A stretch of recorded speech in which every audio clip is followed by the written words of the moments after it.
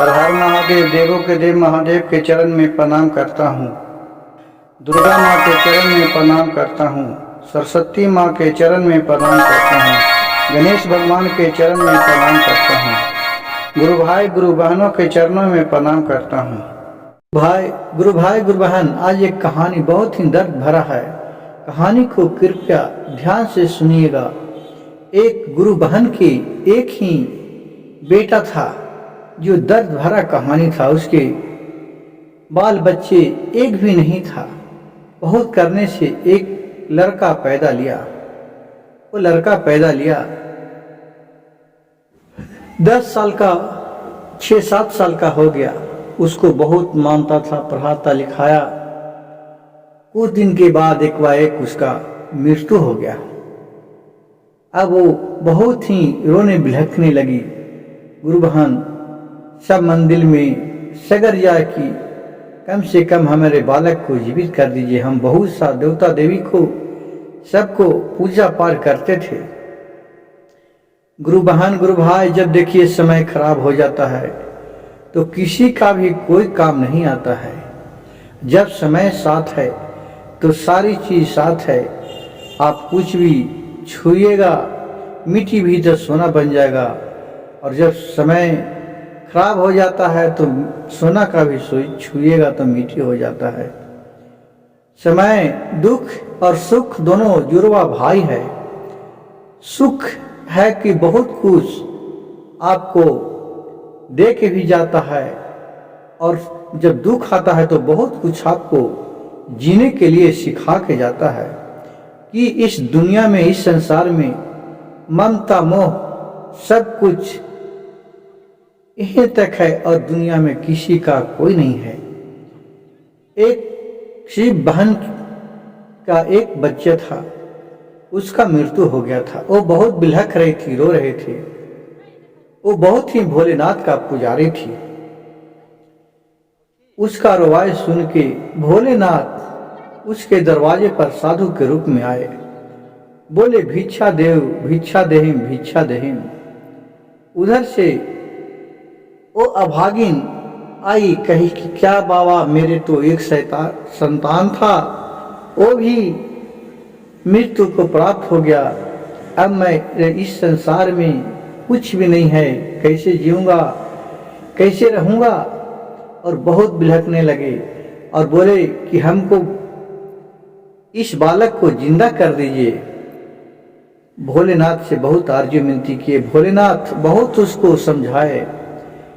भोलेनाथ बोले कि सुख और दुख दोनों भाई है। जब दुख आता है उसके बाद ही सुख आता है, लेकिन कर्म का लिखा कोई नहीं मिट पाता है। भोलेनाथ बहुत समझाए, लेकिन वो नहीं माने। बहुत रो रही थी बेचारी, और बहुत सब देवता देवी को लड़का रही थी, मन भला बुरा कह रही थी। भोलेनाथ बोले, ठीक है। वो कही कि किसी तरह हमको बच्चे को जिया दीजिए, नहीं तो मैं भी अपना जान दे दूंगी। भोलेनाथ बोले, ठीक है, जाओ, हम तुम्हें 7 दिन का समय देता हूं। एक कटोरा लो और तुम इस धरती पर कहूं से भी तुम ऐसा घर से भिक्षा मांग के ले लाओ कि जिस घर में आज तक मृत्यु नहीं हुआ, उस घर से तुमको भिक्षा मिल जाएगा। तो हम तुम्हारे बेटे को जिंदा कर देंगे। वो बेचारी कही कि बस इतने ही भोलेनाथ, इतना ही बाबा, ठीक है, हम मांग के ले लाता हूँ। कहावत है कि दर्द कितना माँ के होता है, और बेटा पाप का जो तो माँ ही बाप जानता है। वो बेचारी एक कटोरा लेके और अपने भीख मांगने के लिए निकल पड़ी। गांव गांव, शहर शहर में, दरवाजे दरवाजे पर जाए, कह भिक्षा देहिम, भिक्षा देहिम। जब अंदर से कोई भीख लेके आता था तो बोलती थी कि आज तक तुम्हारे घर में कोई नहीं न मृत्यु हुआ है। तो बोला कि नहीं, मेरे घर में तो मृत्यु हुआ है। गुरु भाई गुरु बहन, जो कि आज तक कौन ऐसा घर है जिसका वंशज में कोई आज तक मृत्यु नहीं हुआ। माँ हो, बाप हो, दादा हो, दादी हो, परदादा हो, कोई ना कोई तो हर घर में, हर रिलेशन में मृत्यु को प्राप्त किया है। क्योंकि यहाँ तो एक ममता का जाल है जिसका जब तक जिस लीला में रखना रहता है भोलेनाथ को, उस लीला में रखते हैं और फिर अपने पास ले चल जाते हैं। उसी तरह सब घर में वो गई भीख मांगने के लिए, लेकिन एक भी भीख उसको ऐसा घर से नहीं मिला कि जहां आज तक उसका किसी का मृत्यु नहीं हुआ हो। हर घर में किसी न किसी प्राणी का मृत्यु हुआ है। वो थक कर फिर अपने घर वापस चली आई और बाबा से बोले कि बाबा ऐसा तो भीख आज तक नहीं मिला कि जिस घर में मृत्यु नहीं हुआ हो। भोलेनाथ ने उसको, अपने शिष्य बहना को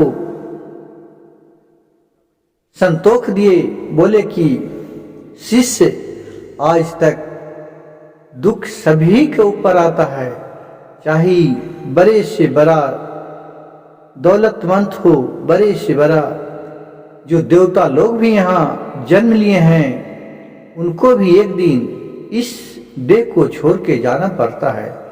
अब तुम्हारे भाग में, तुम्हारे कर्म में पूर्व जन्म का कर्म था कि तुम्हारे पास बालक इतना ही दिन का लिखा हुआ था, इसको कौन टाल सकता है।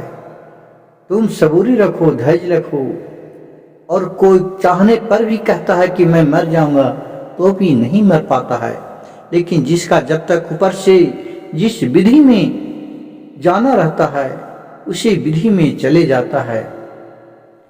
और फिर भोलेनाथ वो गुरु बहन को बहुत संतापना दिए और फिर अपने नियम अनुसार वो सारी कर्म किए और फिर अपना धीरे धीरे धैर्य बहान कर रहने लगे। गुरु भाई, गुरु बहन, इस कहानी से आपको यह सीखने को मिलता है कि दुख हर घर में एक आता है। दूसरे को दुख देखकर हंसना नहीं चाहिए। और मेरे वीडियो अच्छा लगे तो कृपया मेरे चैनल को एक लाइक, एक सब्सक्राइब, एक शेयर कर दीजिएगा। हर हर भोलेनाथ, घर घर भोलेनाथ।